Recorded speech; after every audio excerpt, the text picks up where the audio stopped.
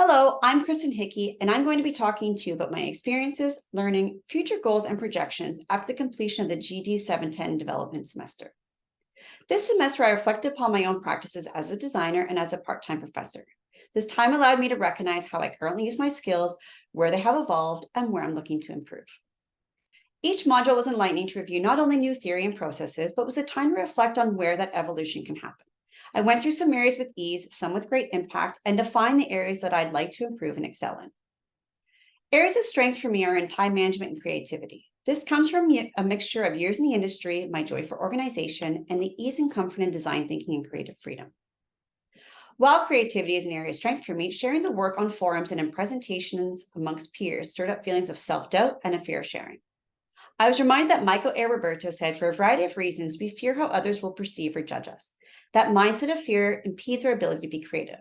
This was a reminder that I need to let go of the fear so I don't limit my creative journey and allow myself to grow and evolve.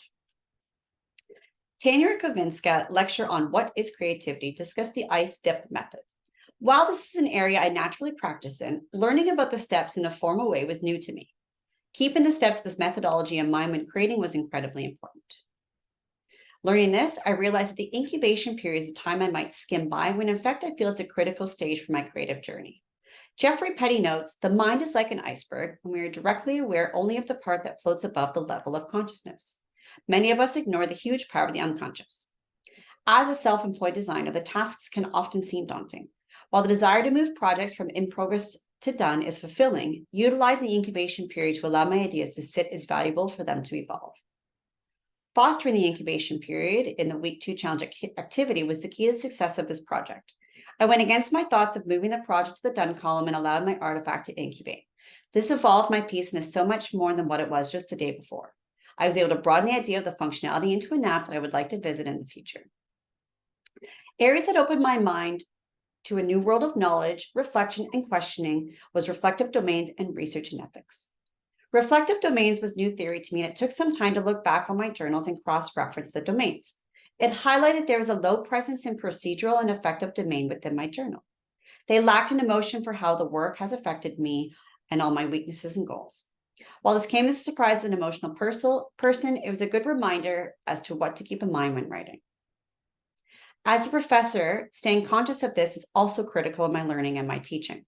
As Wu et al. Notes, effective teaching in the affective domain can help learners review their value choices, reflect on their value beliefs, revise their value systems, and then create their own approaches for innovation and creativity. This was profound information and a great reflection as a design professor to be consciously aware of. When we dove into research, I felt I was aware of some of the research tactics, but it really made me wonder, how much do I know? Diving into these areas brought up questions like, how do I create a research plan, how to properly structure interviews, best practices for questionnaires, and how usability research and user research can differ from one another. This was an eye-opening experience as to where I want to dive deeper in my practice. As Brad Nunnally and David Farkas said, every researcher is only as good as their research plan. Gaining this knowledge can provide me with the understanding as to which qualitative and quantitative approaches will work when beginning a project. These tactics are the first steps in formulating and achieving a quality research plan. While diving into research can be exciting, we learn the ethics around the project prior to diving in is imperative. This section of the module revealed the many factors to consider when performing a research study that were unbeknownst to me. Understanding that each organization has their own ethical standards and reviews, Maria Rosa wrote an article for the Nielsen Norman Group that provides a list of questions to help assess the efficacy of your organization or within your own research as a start point. Questions within subjects such as knowledge and education, informed consent, participant welfare, recordings and photography, observers, data handling, sense of subject matter, and researcher welfare are all helpful areas to help assess your research efficacy prior to developing a research plan. When the rapid ideations were introduced, I wondered how much of a deep dive the session should go. Should I research? Do I need a research plan? How much should I research? Can the project be conceptual? Should it be realistic? And the list went on. So to rein my thoughts in on this first session, I decided to scale back on the tasks and strictly focus on the creative ideas. I set up my tasks in Jira, organized everything in Notion, and I began my journey. This started with a mind map that sparked a ton of ideas that I was pleased with, but second-guessed each and every one of them. I stopped to reflect on why I was doing this. Was it a lack of experience? Was I thinking too much or not enough? Does the artifact already exist? Was I focusing too much on final details and not enough on the process? Was I focusing on the problems versus finding the solutions? As a graphic designer, visualizing the final details and final functionality is second nature to me. Learning more about design thinking processes, I'm reminded of what Don Norman states. We need to question the obvious to reformulate our beliefs and to redefine existing solutions, approaches, and beliefs. So just because something already existed, it doesn't mean it can't be reimagined into something new. So I allowed myself to move away from the fear of something that already existed, and I asked myself, how can I reimagine a piece into something new?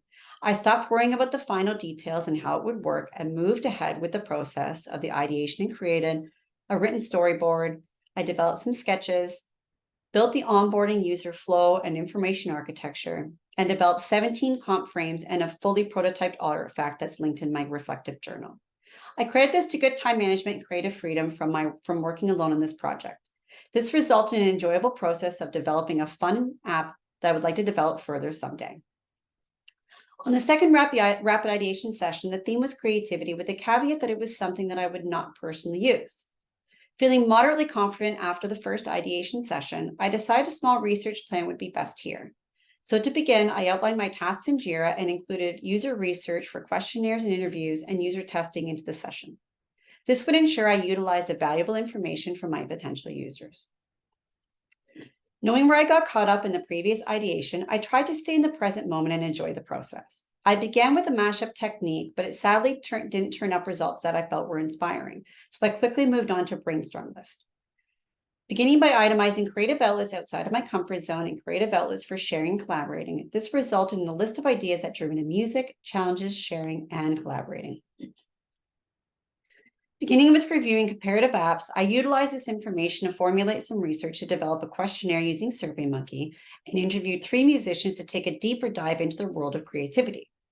The information gathered turned up results that confirmed an app of this sort would be welcomed, but also provided key areas for functionality that would be valued. I followed up with sketches and an onboarding flow and information architecture.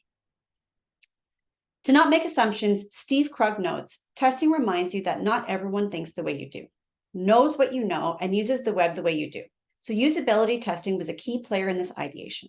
I had my educated and experienced guesses as to how the functionality could work, but I want to ensure a musician could comfortably navigate through the content of the app. So to ensure the user was heard, I presented my work to one of my interviewees to get their feedback. This resulted in some valuable edits to help the app function efficiently and eliminated unnecessary page clicks.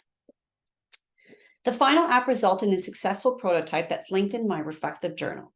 While the process and completion of the app was a success, drafting questions for the interviews and questionnaires brought me to wonder if and how they could have been formulated better and the best practices for scouting participants. So without a doubt, my strengths in the ideations were time management and creativity. Areas to improve are to avoid getting wrapped up in the fine details, thinking too far ahead, and learning how to properly formulate questionnaires, interview questions, and confirming the right uses for user map, user journeys, and information architecture. While I'm happy with the final result of the final ideations, these are certainly areas to work on. The tools, learning, and activities provided in this module brought up great insights and reflections.